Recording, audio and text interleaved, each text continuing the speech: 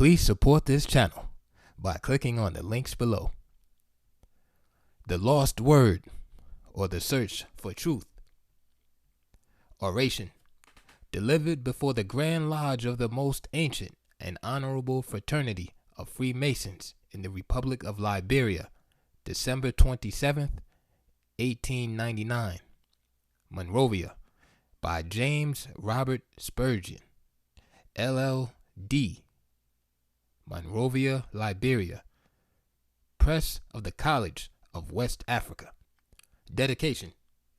In the name of the jurisdiction of Liberia, and to the sacred memory of Prince Hall, the hermetic link of the craft in America, with the craft universal, is this little pamphlet dedicated. Preface. Since the delivery of this oration, the repeated request from members of the fraternity for copies of it, and the generally expressed desire among the fratres for the same to be published, and these requests emphasized by the accompanying testimonials from His Excellency, the President of the Republic, and other high officers of the Liberian government, who are also distinguished for their zeal and interest in the craft, actuated me to present in pamphlet this address. Of its literary fate, I am but little concerned, since the judgment of a critical public will determine its status. Be that decision what it may, if it's in effect upon the individuals of our ancient and honorable fraternity, it has inspired a higher conception. If it has created a thirst for deeper research, if it makes men better, helps them as Christians, that they may know that they are the sons of God, then for my effort I am amply rewarded. Yours fraternally, James Robert Spurgeon, United States Legation, Monrovia, Liberia, June 24th, 1900. The Lost Word, or the Search for Truth. Most worshipful Grand Master, wardens and brothers of the most worshipful Grand Lodge or Freemasons in the Republic of Liberia. In pursuance to an ancient custom floating down the stream of time, on this hallowed feast day of St. John the Evangelist in solemn procession as Masons, we have journeyed to the house of God to offer up our thanksgiving in public assembly for the blessings of our Masonic year, and the hope we entertain for the future, to pray for mercies in prospect, and to hear from this rostrum a disquisition on the moral and religious purposes of our ancient and honorable fraternity. Then, Hail Eternal, by whose aid all created things were made, heaven and earth, thy vast design, hear us, Architect divine. May our work begin in thee, ever blessed with order be, and may we, when labor cease, part in harmony and peace. By thy glorious majesty, by the trust we place in thee, by the badge and mystic sign, hear us, Architect divine. This is indeed an auspicious occasion, and I felicitate myself on being deemed worthy in the estimation of this ancient and honorable fraternity to represent them with an address on Freemasonry. As I stand within this sacred enclosure and see accompanying the Grand Master, His Excellency, the President of this Republic, wearing the apparel of a Mason and the jewel of the Senior Grand Warden, and with him the Attorney General illuminated with the jewel and tinsel of Junior Grand Warden, the Secretary of State officiating at the altar, and the Brotherhood in general, among whom I recognize judges, senators, representatives, lawyers, doctors and ministers, merchants and artisans, white men and black men, the Dutchman vying with the German, the Englishman with the American, I am moved to exclaim with the poet, worthy Masons all, worthy Masons all, the Republic, the craft, and the mystic tie, worthy Masons all. Turning again and seeing over this beautiful and spacious edifice, our wives and our daughters, our mothers and our sisters, and the widows of our departed brothers, accompanied by the populace in general of your capital city, all seemingly questioning as they behold you in your apparel of blue, bedecked and adorned with silvery tinsel and golden lace, surrounded with the jewels, symbols, and implements of an institution, to them a mystery. Who are you? From whence came you? And whither are you journeying?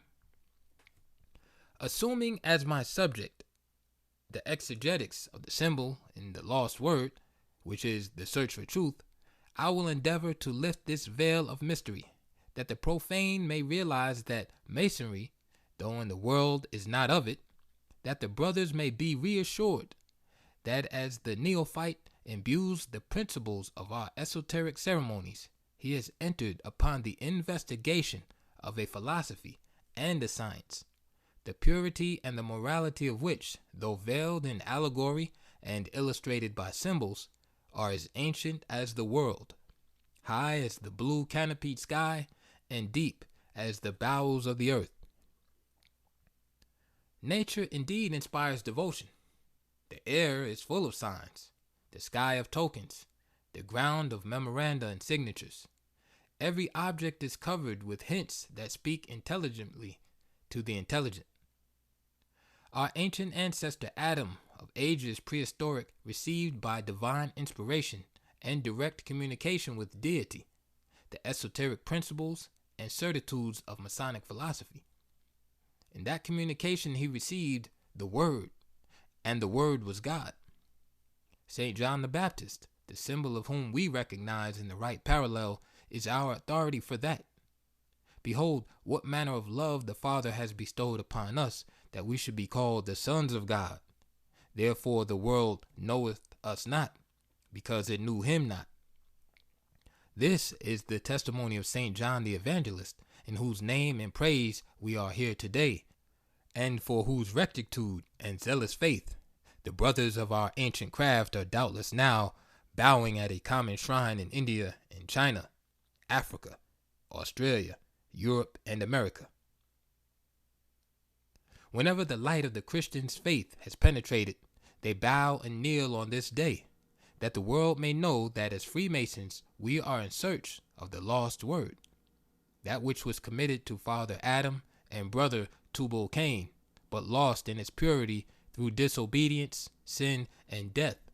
Hence, let us hope the sacred book, the compass and the square, may guide and circumscribe the craft henceforth and everywhere, to celebrate the Mason's art, the world's historic page, its beauty I will mirror forth and tell from age to age.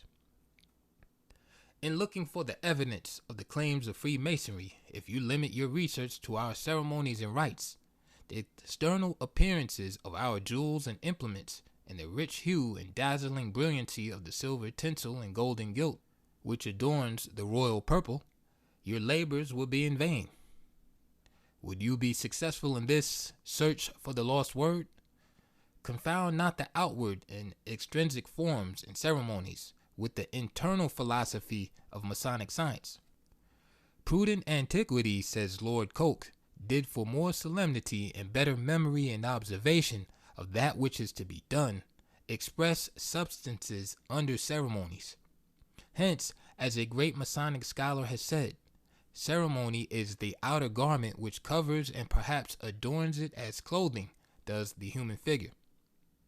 But divest man of that outward apparel, and you still have the microcosm, the wondrous creation with all his nerves and bones and muscles, and above all with his brain and thoughts and feelings. In the same manner, take from Masonry its external ceremonies and paraphernalia, and there still remains its philosophy and science. In Masonic philosophy, we are engaged in the contemplation of the divine and human character, of deity as one eternal, self-existent being. Our shibboleth is Deus durat semper et ubique et durationem spartium constituit. Since the incipiency of our mysteries, this has been the doctrine propagated by Freemasonry in contradiction to the mythology of the ancient peoples, which, as the historian informs us, was burdened with a multitude of gods and goddesses of demigods and heroes.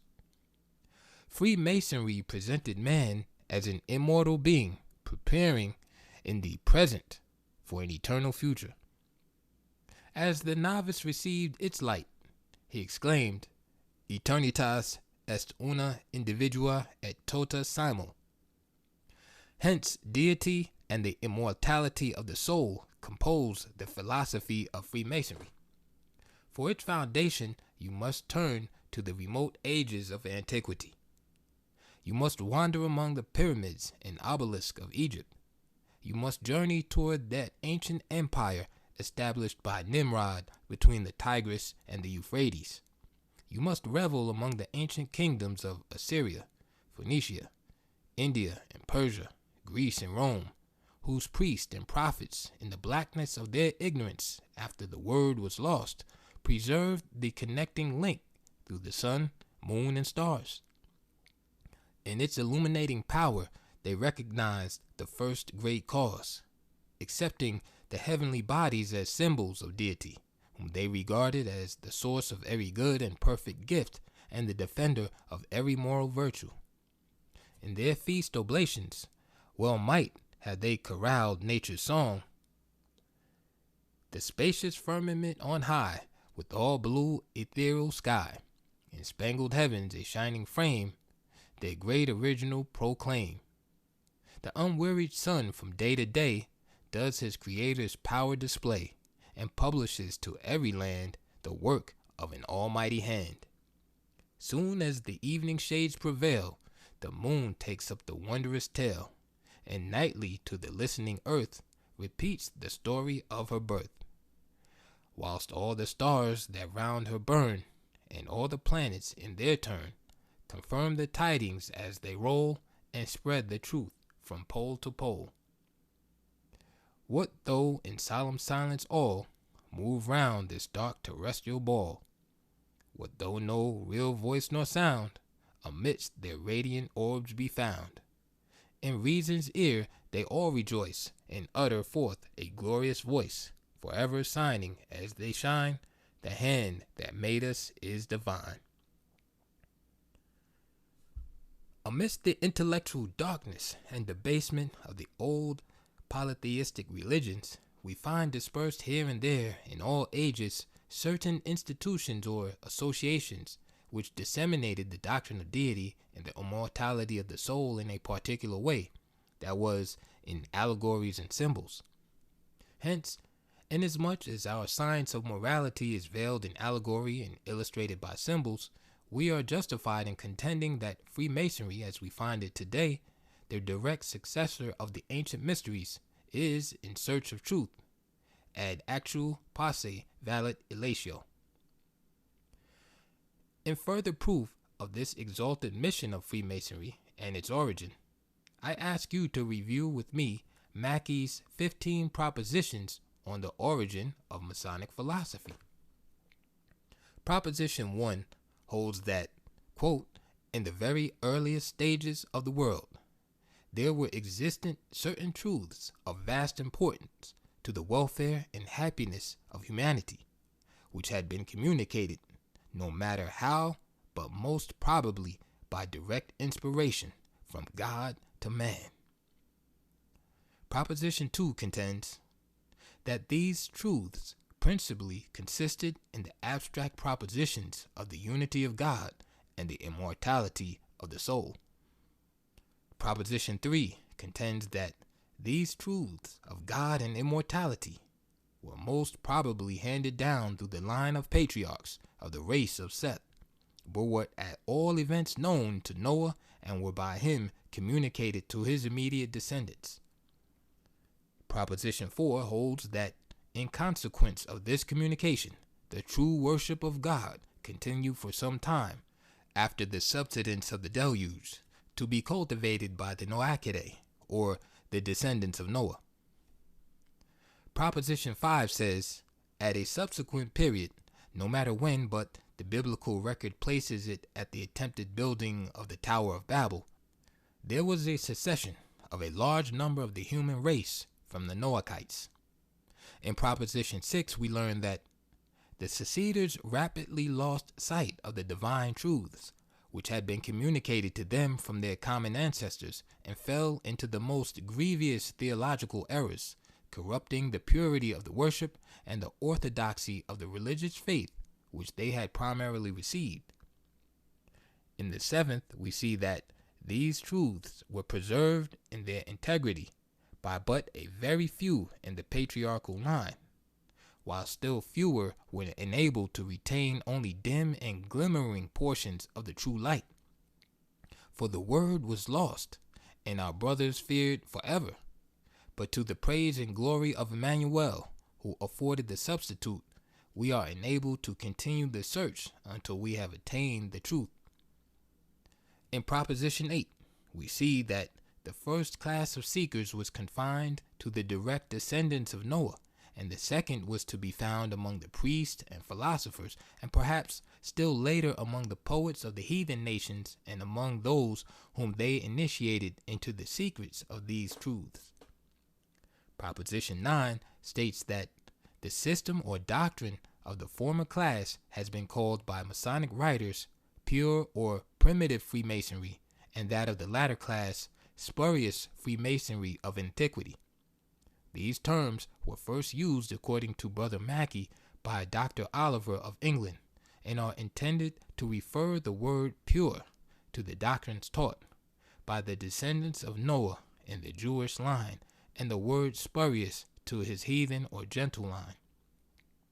In Proposition 11, it is held, and justly so, that the errors of the heathen religions were gradual corruptions of the truth taught by Noah. In Proposition 12, we learn that those among the masses, and there were some who were made acquainted with the truth, received their knowledge by means of an initiation into certain sacred mysteries, in the bosom of which it was concealed from the public gaze. We see in Proposition 13 that the mysteries existed in every country of heathendom, and each under a different name, and to some extent under a different form, but always and everywhere with the same design of inculcating by allegorical and symbolical teachings the great Masonic doctrines of the unity of God and the immortality of the soul. Proposition 14 says these two divisions of the Masonic institution, namely the pure or primitive Freemasonry and the spurious Freemasonry, flowed down the stream of time in parallel currents, often near together but never commingling. But Proposition 15 declares that they were not always to be kept apart, for springing in the long anterior ages from one common fountain, the ancient priesthood of which I have already spoken, then divided into pure and spurious Freemasonry of antiquity. Separated for centuries upon centuries, they at last met at the building of King Solomon's temple, and were united through the fellowship of Solomon with Hiram of Tyre and Hiram of Bith. Here, the Legenda Aurea of Masonry received its birth. In substantiation of these Masonic propositions, the Book of Raziel, an ancient Kabbalistic work on the divine mysteries, says that Adam was the first to receive these mysteries. Afterwards, when driven out of paradise, he communicated them to his son Seth. Seth communicated to Enoch. Enoch communicated them to Methuselah. Methuselah to Lamech. Lamech to Noah. Noah to Shem. Shem to Abraham. Abraham to Isaac. Isaac to Jacob. Jacob to Levi. Levi to Kelhoth. Kelhoth to Amram. Amram to Moses. Moses to Joshua. Joshua to the elders. The elders communicated them to the prophets to the wise men, and then one from another until they were communicated to King Solomon. It was here, then at King Solomon's temple, behind the veils of the sanctum sanctorium, our mystic craft, thought kissed by death in the fall of Adam, was saluted by immortality in the work of the temple. There the craft as we know her today began the mystic search, as operative and speculative masons. In the labyrinth of its beauty, wisdom, and power symbolized in its colonnades of Ionic and Corinthian beauty, its stupendous magnitude of architectural grandeur, the intellectual faculties were unnerved, and the mind began to contemplate, with the implements of their profession, art and craft, upon the sublime teachings of the brothers and fellows who had gone before them. As Callimachus, at the grave of the Grecian maiden, found the type of his Corinthian column, our brothers see in its beauty, grandeur, and stability the God of love, wisdom, and power.